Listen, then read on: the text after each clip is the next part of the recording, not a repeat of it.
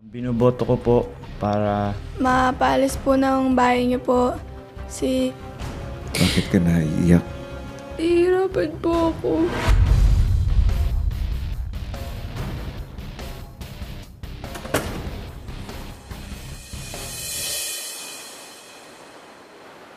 Housemates, magpapatuloy ang inyong diskusyon.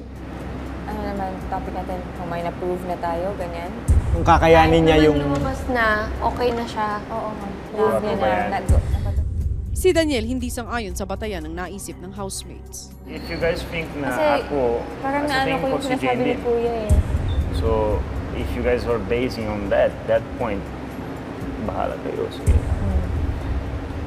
Kung Pero ganun kung yung ako, topic. defend ko rin siguro. Kaya. Kailangan ko i-defend sarili ko. Hindi porket celebrity, parang kaya na, it doesn't mean ganyan. anything like you guys think Pero na, gets niyo naman celebrity di ba, siya. Dito sa Overall, PBB, it's not because overall performance. she is an artista or something. Kailangan niya. May pamilya siya. Ako din, may pamilya ko. My dream is to bring my family here and I never had that opportunity. Housemates, oras na para magbigay ng inyong boto. Paano kaya magbabago ang naging usapan ng housemates sa kanilang desisyon?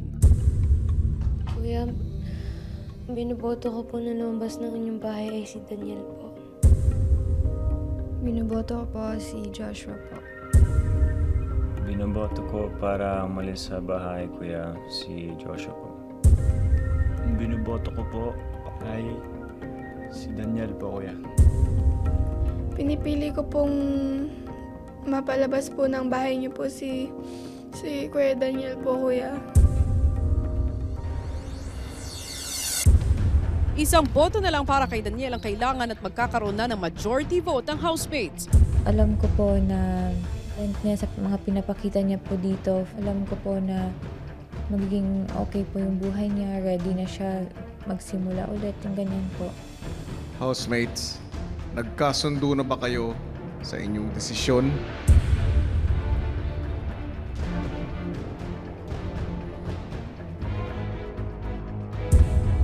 Ang boto na kaya ni Vicky ang tatapos sa botohan. Sino ang binoboto? Ang pinipili ko po na lumabas ng bahay niyo po ay si Maris po. Habang tumatagal ay tumitindi rin ang pagod at emosyon ng housemates. Paano kaya sila makakarating sa isang majority vote? Ano ang basihan natin? Dapat lahat mag-agree tayo sa isang basihan na. Or may... Ano bang base natin? Napatunayan na ba niya? Or Kung lalabas man, okay na siya kasi napatunayan niya sa sarili niya. Ganun. Siguro. para sa akin, hindi siya napatunayan niya yung sarili niya. Kasi kung may napatunayan siya, nakaka-proud yun. Kasi deserving siya sa big Lahat tayo dito ay pinapatunayan. Siguro may lamang na sa atin na Yun nga.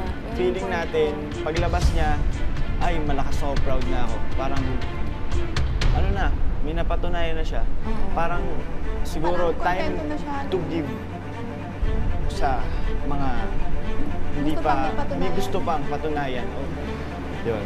Kaya na kasi, ako agree din ako doon. So, apat tayo. Paano si Maris at si Daniel? Hindi sila agree doon. Hindi ba kayo agree doon? Hindi tayo nagkakatalo-talo. Housemates, oras na para bumoto. Kuya, napagkasunaan po namin na ang basihan po is yung napatunayan na po, kuya. I don't wanna change my mind. Siyempre, I'm voting only on Luisa and Joshua dahil para sa akin po, it's yung buong stay dito sa bahay. Ang binoboto ko po para Mapaalis po ng bahay niyo po si... Bakit ka naiiyak? Ihirapan po ako.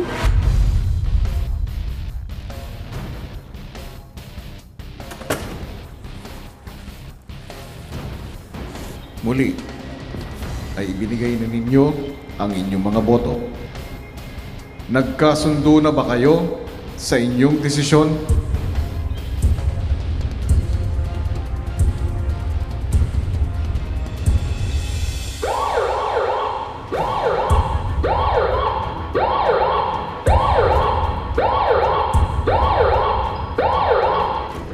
housemates, napagdesisyonan na ninyong anim kung sino ang magpapaalam sa aking bahay.